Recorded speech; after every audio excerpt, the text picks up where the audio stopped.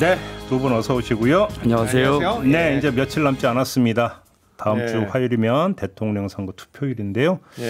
그러니까 이제 대선을 앞두고 마지막 점검 시간이 될 것 같습니다. 그렇습니다. 교수님 아침에 사전 투표하고 오셨대요. 그러니까요. 했습니다. 일찍 갔는데 그래도 줄이 깁니다. 지금 뭐 열기가 상당한 것 같습니다. 유권자들이 뭐 이날만 기다렸다. 저도 이날만 기다렸지만은. 알겠습니다. 대선 과정에서 후보자들이 이제 그 내놓고 있는 경제 정책, 경제 관련 공약들 저희가 이제 그 지난 2주 동안 좀 점검을 했는데 그러니까 미처 점검하지 못한 게 있으면 오늘 좀 마저 하시죠. 혹시 눈에 들어오는 게 뭐가 있었습니까? 하여간 뭐 지난 뭐 세 차례 뭐 우리 그 대선 후보 토론을 통해 가지고 공약들이 다 점검이 돼야 되는데 지금 뭐 말싸움하느라고 지금 뭐 제대로 안 됐죠. 정신이 없어가지고 공약이 안 나와서 우리라도 지금 점검을 좀 해드려야 되는데 지금 사실 우리가 저출산 고령화 사회이기 때문에 상당히 지금 심각한 문제가 있고 저출산 문제는 우리가 많이 다뤘는데 고령화 사회를 지금 사실 많이 못 다루고 있거든요. 노인 문제. 그리고 이제 베이비 부모가 지금 은퇴를 했고, 그 다음에 그 다음 이제 63년도 이후에 이제 태어난 그리고 70년 초반까지 태어난 그 세대가 또 뭐 엄청나게 많거든요. 많죠. 거기가 지금 정년으로 지금 향해 가고 있어요. 그래서 그 문제를 좀 해결을 좀 해결을 좀 해야 되는데. 그렇죠. 우리나라 이제 65세 이상 고용률이 상당히 높은 편입니다. 한 37% 정도 되는데. OECD 평균은 이게 한 13%예요. 근데 이제 내실을 들여다봐야죠. 그래서 일본은 25%여가지고 상당히 높은 편인데 이게 일자리 질은 너무 나쁘죠. 그리고 저희가 이제 뭐 우리 경제학자들은 뭐라고 하면 주된 일자리라고 표현을 해요.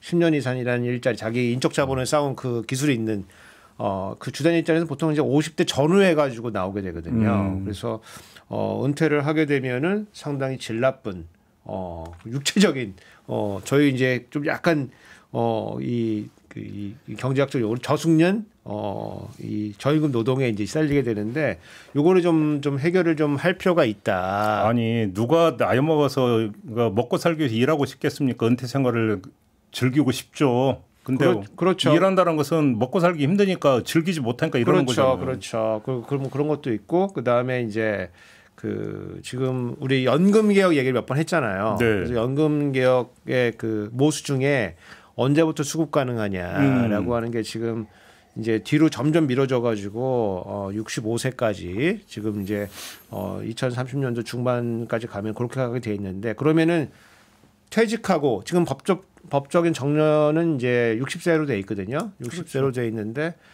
그러면 연금 수급하고 5년 크레바스 저희가 이제 소득 크레바스라고 부르는데 이 소득 절벽이 이제 존재하게 되는 거거든요. 그 손가락 빨고 있을 수. 그러니까 요거를 이제 어떻게 해결할 건지. 그렇죠. 이번 대선을 통해서 조금 논의가 시작이 돼야 된다. 이거고 그래서 그럼 뭐 정년 연장 얘기하니까 그럼 청년 일자리 뺏는다고 그러고 어떻게 해야 되는데요?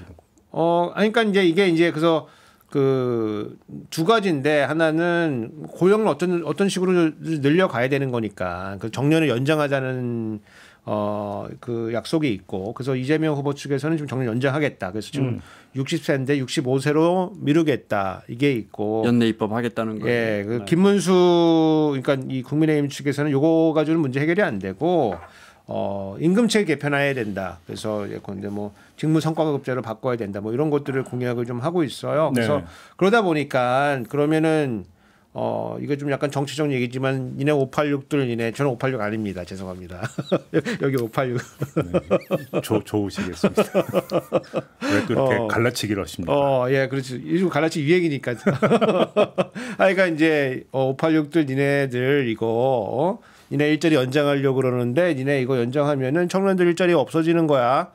그래서 경총 같은 경우는 이게 한 명 연장하면은 일자리 2개 줄어든다. 이런 식으로 캠페인을 하고 있거든요. 사실이에요? 민주당에서는 또 꼭 그렇지만은 않고 오히려 일자리가 다 줄어든다는 것은 근거 없다는 연구 결과도 있다. 그러니까 우리가 지금 정확한 숫자를 뽑기는 어렵죠. 그래서 그러니까 뭐 그 연구들이 몇 개 나와 있어요. 연구들이. 그래서 뭐 대표적인 게 KDI 연구인데 그래서 요거는 이제 우리 2016년도에 그 정년을 한번 연장한 적이 있거든요. 55세에서 60세로. 그때 에피소드를 이용해서 그때 정년 연장을 해줬더니 이 수혜를 받는 사람들은 얼마큼이고 그때 청년들의 일자리가 얼마큼 줄어들었냐. 요거를 이제 스터디를 한 거예요. 그 스터디를 한 그 결과를 보면은 이제 대기업과 좀 중소기업이 좀 다르다 효과가. 대기업은 거의 1대1. 그 정년 연장에 수혜를 받는 사람들이 한 명도 있으면은 청년 일자리가 한 자리가 줄어드는 1대1이라고 보고 있고 한 100인 이상 되는 대기업은 아닌데 한 100인 이상 되는 데들은 1대 0.2 예, 한 자리 대 청년은 이제 0.2 그리고 그 아래도 작아지면 그런 효과는 없고 그래서 그런 이제 믹스된 결과인데 그러니까 이준석 후보가 이제 요거 들고 나와가지고 이재명 대표 막 이재명 후보 막 몰아붙였죠. 어떻게 할 거냐 이거. 그래서 그때 이제 답은 이재명 후보가 그렇게 속 시원한 답은 못 내놨어요. 극단적인 가정 아주 극단적인 얘기하지 마시라 이제 그렇게 넘어갔는데 사실 이건 뭐 사실 심각한 문제죠. 사실은 이게 이대로 된다고 하면은 그래서 이런 것들을 좀 고려를 해가지고 지금 뭔가 좀 합의를 좀 봐야 될 것 같다. 그래서 아까 기자님 말씀해 주셨지만은 나이 든 노동자, 정년을 앞둔 노동자와 그다음에 젊은 노동자가 서로 대체 관계에 있는가? 공생을 해야죠. 네, 대체 관계에 있는가? 이제 이게 사실은 연구의 사실 중점이긴 하거든요. 그래서 그 아까 KD의 연구는 이게 대충 보니까 대체 관계에 있는 것 같은데 여기 늘려가니까 저기 주는 것 같은데 이렇게 한 거고 보건사연구원 또 연구가 있어요. 그래서 그거는 뭐를 한 거냐면은 특정 일자리를 놔두고 이 일자리를 나이 든 사람과 젊은 사람이 경합하고 있는 거냐. 그렇죠. 그렇죠. 경합하고 있는 거냐. 왜냐면은 그래도 나이 든 사람들은 어떤 회사에 가면은 그래도 매니저급에 있잖아요. 그러니까 청년하고 큰 이렇게 부딪히는 거는 일자리는 아니잖아요, 사실은. 그래서 보건사회 연구원은 이런 경합 정도가 낮다, 사실은 일자리를 놔두고 보면은. 그래서 그 연구로 봤을 때는 이제 지금 비긴 상태다, 이제 이렇게 보여져요. 근데 지금 이번에 충분히 논의가 되지가 않아가지고 이 정년 연장에 대해서 지금 조금 아쉽다.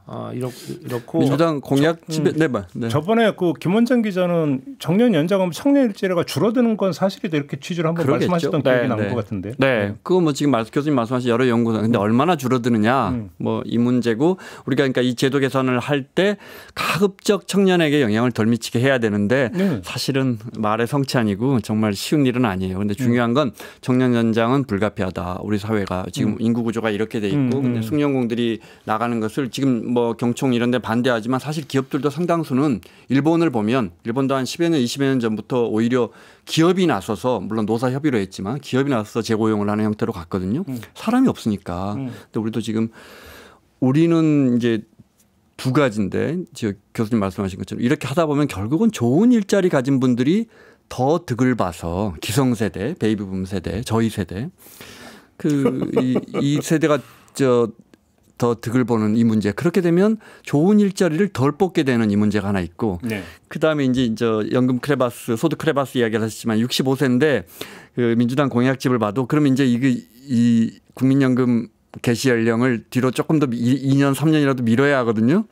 정년이 연장됐으니까 이건 정말 굉장히 예민한 거잖아요. 그 몇 년 전에 프랑스에서 뭐 파리 시내 화염병 다 이것 때문이었거든요. 네, 정년 연장하지 마라. 우리 연금 빨리 달라. 나는 더 일하기 싫어. 여기 이제 프랑스 국민들의 외침이었단 말이에요. 그래서 이제 우리도 정년 연장은 해야 되는데 어떤 방향으로 해야 할 것이냐 이게 문제고 이제 그래서 이제 민주당 공약집 보면 사회적 합의를 통해 이게 참 말은 좋은데 우리는 사회적 합의가 잘 안 되는 나라잖아요. 근데 사실 이런 게 있잖아요. 일용직 같은 경우 정년 별로 안 따지잖아요. 네. 사실. 그러니까요. 그렇잖아요. 예를 들어서 뭐 건설 현장에서 그러니까 막노동을 하는데 정년 안 따지거든요. 그러면 결국은 정년 연장을 해서 그러면 그 대상이 되는 것은 거의 좋은 일자리 있는 정규직들. 보통 이렇게 생각을 해야 되는 게 상식 아닙니까? 아니 뭐 여러 조사 연구 결과에도 그렇게 나오고 그렇게 나오는 중요한 거죠. 건 이제 정년 연장을 하는데 어떻게 할 것이냐. 그럼 이제 60세부터 65세까지는 이 정도 사회적 합의는 할 수 있을 것 같아요. 임금을 좀 덜 받자. 호봉으로 급여 올라가는 거 맞고 그만하고 임금을 좀 덜 받자. 일본 같은 경우에 한 55세 임금의 70% 정도를 60세에서 65세까지가 받아요. 임금 피크 제보. 네. 그러면 우리 국민들은 상당수가 그래? 그러면 나 회사에서 나 안 자르고 고용만 보장해 준다면 이 부분이 중요하죠. 고용을 보장해 주면 정년 연장이고 고용을 보장해 주지 않고 일단 나갔다가 다시 뽑을게 하면 이제 재고용이거든요. 일본은 3분의 2가 재고용이에요. 근데 우리는 고용 연장 쪽으로 정년 연장 쪽으로 가고 있기 때문에 법정 정년 연장 쪽으로 가고 있기 때문에 나 고용만 보장해 준다면 나 70%만 받을게. 뭐 이 정도의 사회적 합의는 가능할 것 같아요. 그래요. 네. 네. 아마 아까 그 좋은 말씀인데 이제 법적으로 이제 정년을 연장할 거냐 아니면 계속 고용 형태로 갈 거냐. 그래서 계약직으로 바꿔가지고 네. 여러 가지 이제 그 계약 조건을 좀 조정을 해서 임금을 좀 내리든 아니면 직무를 조정을 하든 할 수 있는 걸 해서 계속 고용 형태로 갈 거냐라고 하는 논쟁이 사실 지금 벌어져야 될 때인데 지금 그런 논쟁 안 하고 지금 이상한 거 하고 있어가지고 지금 안타깝긴 한데 여하튼 지금 우리가 이 공공기관의 직무 성과급제로 한번 바꿔보려고 하다가 잘 안 됐거든요. 사실은 잘 안 된 부분도 있고 그다음에 임금 피크제 이런 것도 지금 뭐 공공기관들 많이 들어와 있어요. 사실 많이 들어와 있고 한데 뭐 그렇게 크게 효과를 내는 것 같지는 않아요. 그게 그래서 뭔가 한번 고려를 해봐야 될 것 같고 민간은 이미 한 50세 전후에서 법적 정년이 얼마나 상관없이 거의 떨려 나가고 있거든요. 그래서 사실은 이 법적 정년 연장한다는 게 뭐 이게 일반 민간 일자리에 무슨 효과가 있는지는 그것도 한번 조금 따져봐야 될 것 같다. 그리고 네. 동시에 청년 고용을 좀 활성화할 수 있는 그렇죠. 이런 정책이 좀 같이 들어가줘야 되는 거거든요. 그렇죠. 왜냐하면 아무래도 불안하잖아요. 예전에 그 IMF 때 그 교사들 대량으로 명퇴시켰는데 그때 이제 어떤 논리를 처음으로 만든 거냐면은 교사 1명 명퇴시키면은 신임 교원 2명 임명할 수 있다. 요 논리로 그러니까 나이 드신 이제 그 교사를 압박을 해가지고 너 때문에 이런 후배들이 임명을 못 받아. 이런 식으로 밀어붙여가지고 조정한 바 뭐 있기도 하거든요. 뭐 근데 그런 이제 반대로 그러면은 이제 나이 드신 분이 있다 그러면 일자리가 줄어든다는 근거가 있을 수도 있고 없을 수도 있는 이런 공포가 있기 때문에 청년에 대한 정책들이 같이 들어가야 줘야 된다. 이제 이렇게 보고 있죠. 자, 하나 또 여쭐게요. 팀 토론에서 그나마 나오는 게 HMM. 네. 전신이 뭔지는 두 분은 아시죠? 그거 잘못 이야기해서. 네. 우리가 이제 현대상선이잖아요. 네. HMM. 이름 이렇게 하니까 또 멋진 것 같아요. 부산 이전 이제 그 얘기 갖고 보통 이제 TV 토론에서 뭐 하던데 어떻게 보십니까? 그건? 이전할 수 있다고 봐요. 민간 기업인데 왜 정부가 다음에 누가 당선될지 모르는데 그 당선돼가지고 그 정부가 결정하느냐 이거는 조금 말이 맞지 않습니다. 예를 들어 우리가 이제 거슬러 올라가 보면 한진해운이라는 세계 1위의 해상 물류 기업이 문을 닫았고 그걸 그 박근혜 정부에서 왜 못 살렸는지는 뭐 그때는 그게 뭐 공적 자금 한도 끝도 없다. 그만 내자 그랬어요. 제 기억에. 그러다가 이제 이 해운업이라는 게 이게 굉장히 심하잖아요. 그래서 또 배가 부족하고 막 이렇게 되니까 그러다 또 다시 현대당선이 망할 것 같으니까 문재인 정부에서 4조 원이나 투입해서 그리고 지분이 지금 투자한도 못 받으니까 보통 출자 전환하잖아요. 그래서 주인이 돼서 지금 우리 정부가 71% 지분을 갖고 있으니까 대주주네. HMM은 우리 국민들의 것입니다. 그러니까 정부가 결정하면 공기업이나 공기업 갈 수 있는 겁니다. 갈 수 있는 겁니다. 그 이제 보수 진영에서 육상 노조가 구성원들이 반대한다 이런 이야기를 하는데 저는 구성원들의 생각도 중요하다고 생각해요. 그런데 이 부분은 조금 이상합니다. 보수 진영에서는 늘 그동안에 이런 중요한 결정에 노조가 이 경영권에 대해서 침해하지 말아달라는 게 분명한 입장이었거든요. 그렇죠. 근데 이런 거 내려가려고 그러면 왜 구성원들의 생각은 안 듣냐. 구성원들을 일부가 반대한다. 이런 주장을 하는데 저는 이제 지역 균형 발전에 비중을 많이 두고 있는 사람이라 당연히 이 정책은 좋아하는데 충분히 할 수 있다고 보고 이게 내려가면 울산의 현대중공업이나 하나오션 같은 경남에 하나오션이 있으니까 뭔가 조금 클러스터가 약간 형성될 수가 있어서 그러니까 뭐 쉽게 말하자면 부산이라도 살리자. 뭐 여기 이제 해수부 내려가고 해사법원 내려가고 거기 해양대도 있고 하니까 그리고 지금 이제 뭐 그러면 왜 산업은행은 박근혜 대통령 공약이기로 했는데 산업은행은 왜 부산 내려가는 걸 안 내려가기로 했느냐 이재명 공약에는 저는 뭐 산업은행도 내려가면 좋겠다고 생각을 하지만 뭐 선택을 해야 한다면 HMM이 내려가는 것이 훨씬 낫겠다. 저희 저 뉴스 보면서 이런 생각도 했어요. 내가 산업은행에 열심히 공부해서 좋은 직장에 들어갔어요. 산업은행이 이제 국책 사업을 하는데 돈을 조달하는 은행인데, 근데 너 부산 가서 일해 그러면 구성원들 입장에서는 좀 황당할 것 같아요. 나 안 가고 싶어. 생활 기반이 근데 나는 우리나라에서 최고의 해운 선사 컨테이너로 수출하는 해운 선사에 들어갔어. 근데 우리나라 최고의 항구 도시에 가서 일해. 나 가기 싫어. 이거는 조금 물론 뭐 그분들 마음이야 서울에 있고 싶겠죠. 네. 그렇지만 이렇게 해운 선사 직원이 부산으로 내려가는 것을 강력하게 반대한다는 건 산업은행 직원들이 반대하는 것보다는 조금 더 설득력이 떨어지는 게 아닌가. HMM 그 지분율이 산업은행이 33.73%. 네. 그다음에 한국해양진흥공사가 33.32%. 이걸 합하면 67% 되는 거네요. 그거 말씀하신 거죠? 거기에 뭐 기타 지분까지 해가지고 71% 가량이 정부 지분이라고 할 수 있습니다. 네. 기타에도 이제 정부 쪽 좀 포함이 되어 있다. 네, 네. 저는 이제 약간 저한테도 의견 이런 거 물어보시는 분이 있어가지고 예, 저는 이제 다른 걸 내려보내라고 잔뜩 묶어가지고 한번 제안해 본 적이 있는데 어떤 거? 뭐 지금 말씀드리긴 좀 그렇지만 이거 기관들 묶어가지고 대규모로 내려보내라 이제 뭐 더 큰 규모로. 한 거는 있는데 여하튼 지금 우리 뭐 이제 JB가 삐딱선 정신이 있는 거니까 저 같은 사람이 삐딱하게 보면은 산업은행이 약간 이 작업을 좀 한 것 같다. 우리 대신 네가 가라. 야, 우리 뭐 조그만데 야 가봐야 뭐 네가 그거 야 이거 저 좋은 거 있어. 네가 가라 하와이구먼. 이거 약간 산업은행이 갖고 있으니까. 약간 그런 느낌이 좀 있어요. 이거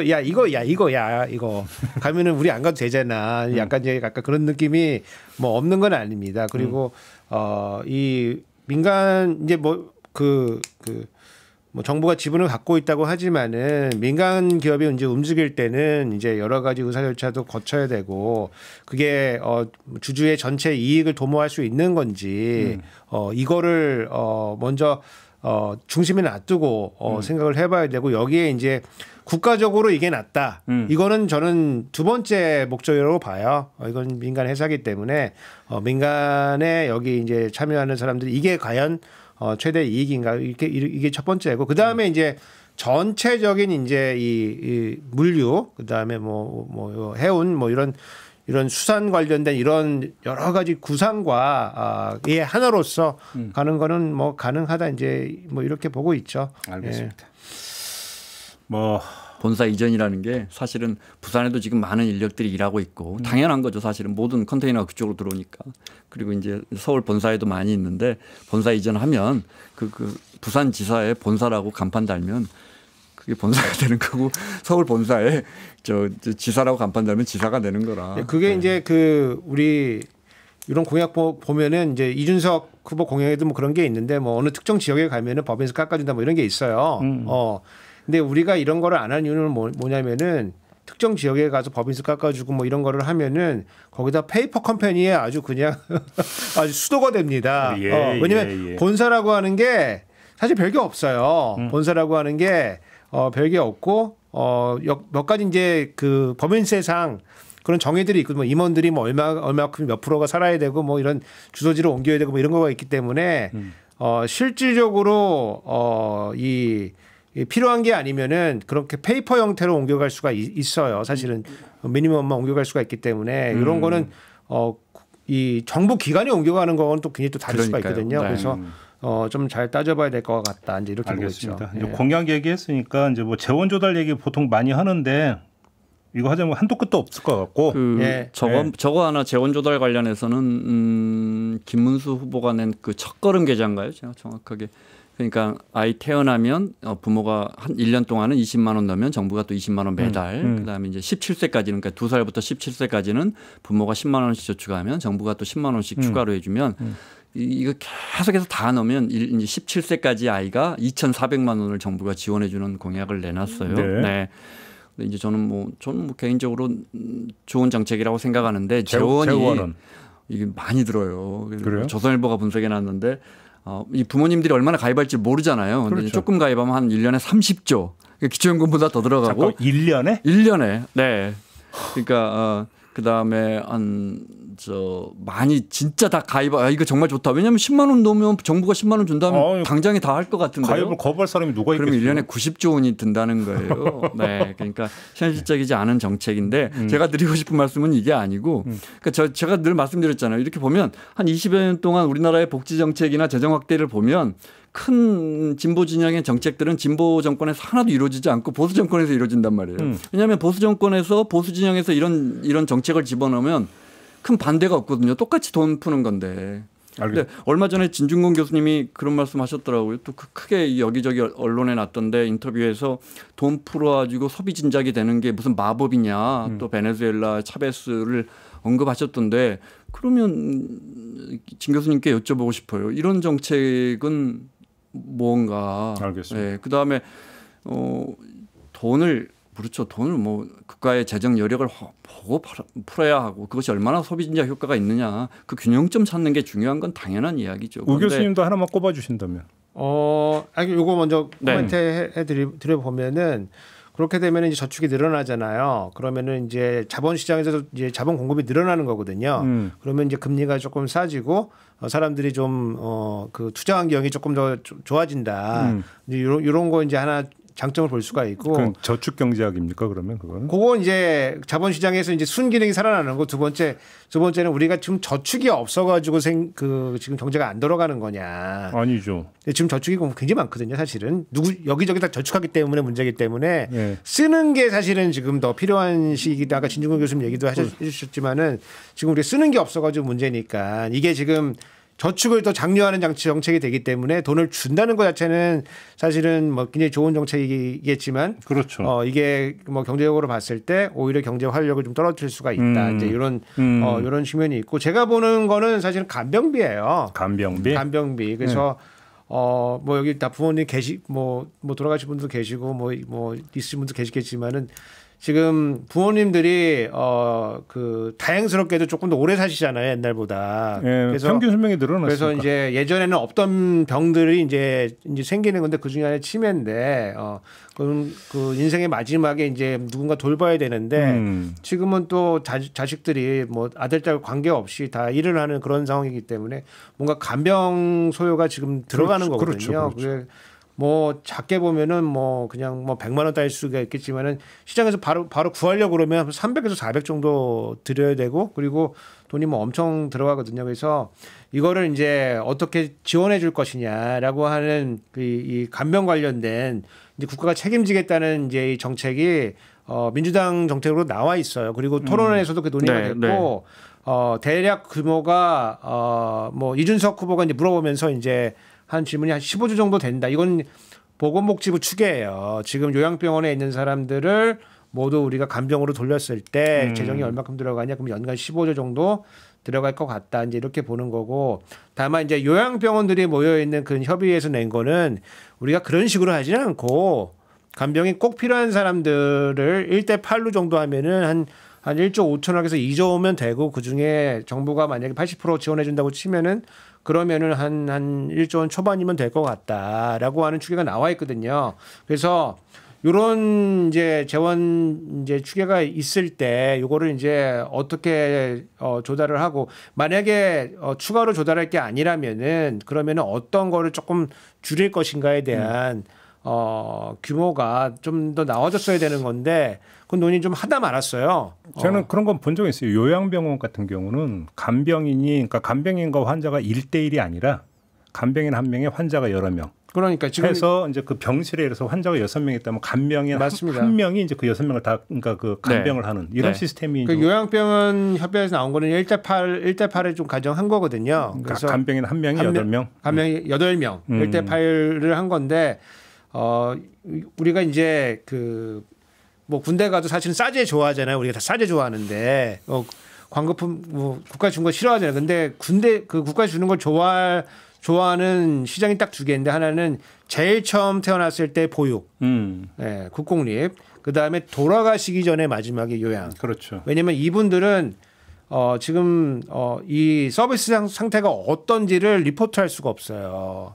그래서 우리 뭐 부모님이 정신이 좀 치매가 있으신데 가서 맞고 계신 건 아닌지 아니면은 그렇죠. 먹는 거를 지금 제대로 주고 있는지 소세지 한두 개 주고 무말랭이 주고 그냥 치우는 거 아닌지 아니면은 누가 묶어 놓은 건 아닌지 아니면 보육도 마찬가지로 누가 우리 선생님이 누구 우리 애를 구박하고 있는 거 아닌지 되게 관심이 많잖아요. 그래서 우리가 지금 경제학자는 정보의 비대칭성이라고 하는데 이럴 때 정부가 들어가서 좀 확고히 해주면은 국민의 삶이 모두 개선이 된다. 뭐 그런 측면에서 조금 논의가 진행됐으면 했다 이렇게 알겠습니다. 그 예산을 정부가 불효불급하게 더 확대할 수밖에 없는 상황이고요. 지금 뭐 그럴 경우에 이제 가족들이 간병을 했을 때 가족들에게 어떤 자격 요건을 갖추면 지금도 일부 하고 있는데 그것을 정부가 가족들에게 지급하는 방향을 생각해 봐야 되고 이런 돈들이 지금 말씀하신 재정 확대되는 돈들이 절대 소비되는 게 아니고 특히 형편이 어려운 분들은 이제 뭐 예를 들어 소득 하위 20% 1분위 분들에게 지금 우리나라가 그분들이 한 100만 원 벌면 한 달에 101만 원 쓰는 구조예요. 그러니까 그분들에게 정부가 돈을 10만 원이든 100만 원이든 지급하면 그 돈이 다시 다 시장으로 흘러 들어가서 그게 또 작은 기업에도 가고 대기업에도 가니까. 논란에 이런 뭐 아이디어도 뭐 얘기하는 사람이 있던데요. 그거를 굳이 아예 이제 그 병원 서비스에 간병 서비스를 포함을 시키고 그러면 이제 그 당연히 어떤 그 병원 비용이 이제 늘어나게 되니까 이제 건물을 조금 인상한다든지 해서 결국은 비용 문제인데. 그러니까 그렇게 하는 게 오히려 더 이제 근원적인 해결책 아니냐 이렇게 맞습니다. 주장하는 목소리도 있더라고요. 제가 병원에서 오래 살아봤잖아요. 지금 간호병동이라는 게 생겨가지고 그 간호사들이 같이 간병도 같이 해줘요. 그렇죠. 그 얘기를 하죠. 근데 그거를 조금 확대를 해서 보험료에다가 조금 얹어가지고 이 부모님들 같은 경우에 그런 그 간병한 서비스를 같이 받을 수 있게 해주는 게 체계적이 되는 거죠, 사실은. 근데 요즘에 이제 병원 가면 간호사분이 요만한 그러니까 전담 명함을 주죠.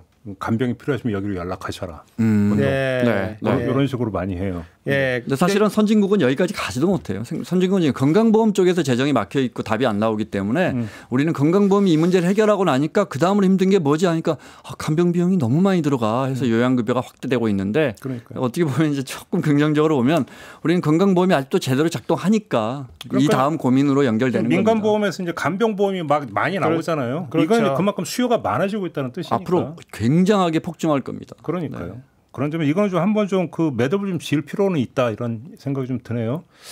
좀 짧게라도 이 문제 좀 같이 좀 짚어봤으면 좋겠는데 고동진 의원 외국인 부동산 매입 규제법이라고 하는 것들을 제가 내놨습니다. 지난주에 말씀드린 중국인 그 건강보험처럼 여기도 오해가 많은 것 같아서 정답은 없지만 한번 우리 청취자분들이 생각 한번 해보셨으면 좋겠어요. 이제 고동진 의원이 중국 사람들이 이 보도자료를 냈더니 거의 모든 언론이 중국인들 심지어 왕서방이라는 비하 표현을 쓰면서 왕서방 전국 아파트 싹쓸이 그 대응 법안 나왔다. 그래서 핵심은 뭐냐면 중국인 우리가 가서 중국에서 아파트 주택 구입하는 게 쉽지 않으니까 좀 상호주의를 해서 그런 나라는 우리나라도 아파트 주택 구입 못하게 하자 이런 법안이 나왔는데 제가 말씀드리는 통계를 보시고 청취자분들이 판단하시면 좋을 것 같아요.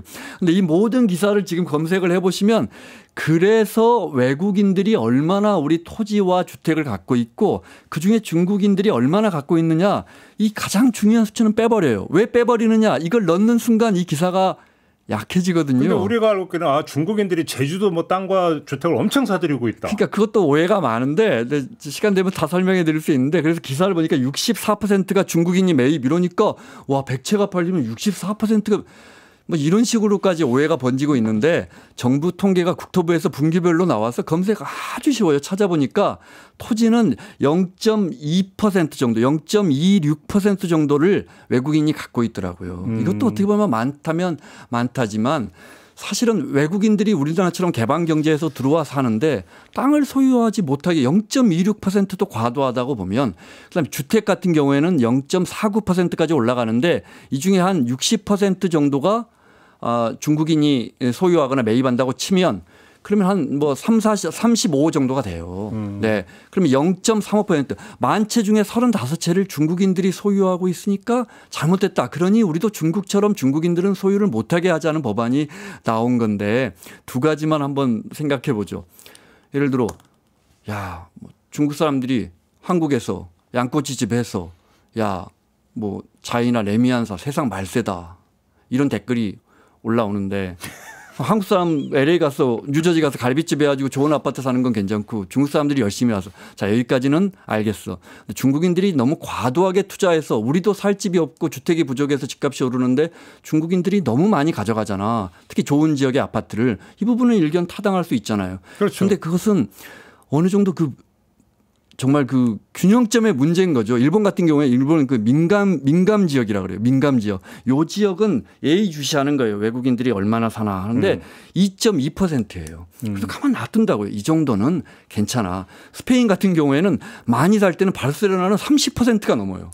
그러니까 스페인 바르셀로나 주민들은 진짜 외국인들이 와서 하도 외국 부자들이 스페인이 좋으니까 거기 사놓고 뭐 에어비앤비도 내주고 자기들은 뭐 1년에 2번 왔다 갔다 하면서 주택을 하도 사니까 이런 경우는 규제를 하지만 우리처럼 지금 0.3% 정도 중국인이 갖고 있는데 이 투자를 하지 마. 중국인들이 하여튼 우리나라에 와서 아파트 사는 거 보기 싫어.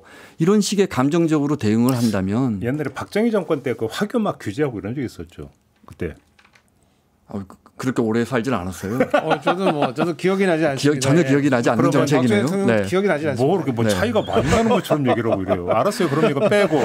예전에 약간 외국인 부동산 취득을 금지하고 그랬죠. 그러니까 그 생각 퍼뜩 들어가고. 그러니까 우리가 중국 사람들이 갑자기 제주도에 몰려들 때 투자 이민제를 한 10몇 년 전에 우리가 도입을 했잖아요. 그때도 일반 주택은 못 사게 했어요.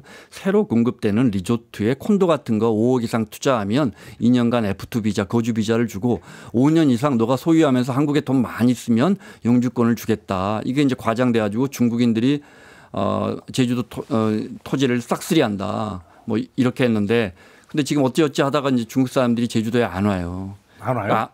지금 제주도 경기가 얼마나 안 좋습니까? 중국인들이 발길이 끊긴 제주의 경기가 어떻나요? 그러니까 한한령 이후 얘기하시는 건가요? 그렇죠. 네. 그러니까 우리가 이렇게 단기적으로 그것도 어떤 중국인들에 대한 편견을 가지고 경제는 문화는 어쩔지 모르겠어요. 사회는 어쩔지 모르겠어요. 경제는 중국 돈이나 일본 돈이나 미국 돈이나 다 똑같은 거예요. 너무 가치가 없으신 거 아니세요? 저는 그렇게 봅니다. 네. 가치 경제 가치. 그래요. 그러면 교수님이 오시기에는 이것도 결국은 그럼 이 입법안도 반중 정세에 올라탄 입법안이다 이런 취지의 지금 말씀이시잖아요. 통과될 가능성도 없지만 이거 정말 너무나 맞지 않아요. 같은 카테고리로 이게 반중 정세에 올라타 가지고 좀 그러니까 저기 내놓은 입법안이라든지 경제 정책이 또 다른 게 있을 수가 있나요? 혹시 생각나시는 게 있습니까? 지금 나와 있는 거는 이제 여러 가지 투표에서 외국인 투표권을 이제 주게 되느냐. 그중에 상당수는 중국인 출신이다. 그래서 이제 그런 문제가 있고 저는 아까 외국인이 이제 서울에 집 사는 문제에 대해서 우리가 서울 집값이 지금 충분히 비싸 보이긴 하지만 전 세계적으로 놓고 보면은 아직도 서울이 싸다.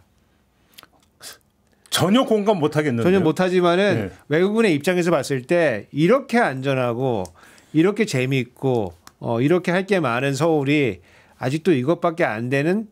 이렇게 보시는 외국인도 꽤 돼요. 그건 외국인 얘기고 와서 살아보라고 해요. 그래서 내가 런던에 집 사냐, 뉴욕에 집 사냐, 도쿄에 집 사냐, 서울에 집 사냐 이런 문제 있어가지고는 서울 나쁘지 않아.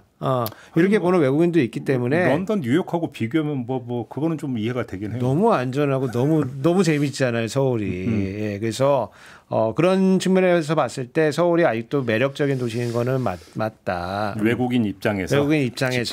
집값에 딴 이야기지만 집값이 비싼가 안 싼가 여러 통계가 있지만 그중에 이제 PIR이라는 지표를 많이 쓰는데 그걸 따지면 좀 높은 편이긴 합니다. 네. 그런데 이제 중요한 것은 국민의 소득을 기준으로 해서 봐야 되는 거 아닌가요? 그러니까요. 네. 그래서 근데 그 PIR도 12 평균이다, 15가 평균이다, 22 평균이다 이게 너무 많아가지고 그래서 마지막으로 드리고 싶은 말씀은 인구가 줄어듭니다. 일할 사람이 부족하고 투자 위주로 외국인들도 부족합니다. 근데 그 사람들이 들어오는 거 외국인들하고 같이 살자 여기까지는 사회적 합의가 되는 것 같아요.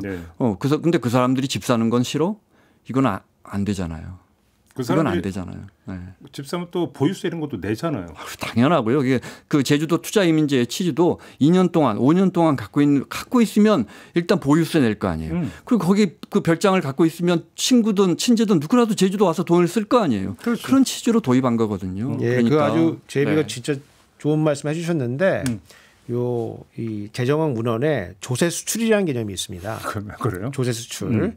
그래서 사람들을 불러가지고 사람들이 여기서 뭐 소비를 하거나 살거나 하면서 여기서 세금을 내게 되면은 우리나라 사람들이 내야 될 세금을 그 사람들이 와서 내는 거거든요. 그래서 우리가 조세를 수출한다. 그 텍스 엑스포트라고 하는 개념이 있습니다. 그게. 그래요. 알겠습니다. 그럼 이거 통과 안 되겠네요? 아니, 보세요. 그래서 다른 나라 사람들은 우리나라 들어와서 땅 사지 마 하는 나라들이 어디 있나 한번 보세요. 중국, 베트남, 태국 뭐 이런 나라들이에요. 그러니까 고동진 의원에게 여쭤보고 싶어요. 어떤 나라를 지향하는가. 네. 알겠습니다. 오늘 얘기 좀 이렇게 마무리하죠. 네, 두 분 고생하셨고요. 저도 물러가겠습니다. 고맙습니다. 감사합니다. 고맙습니다.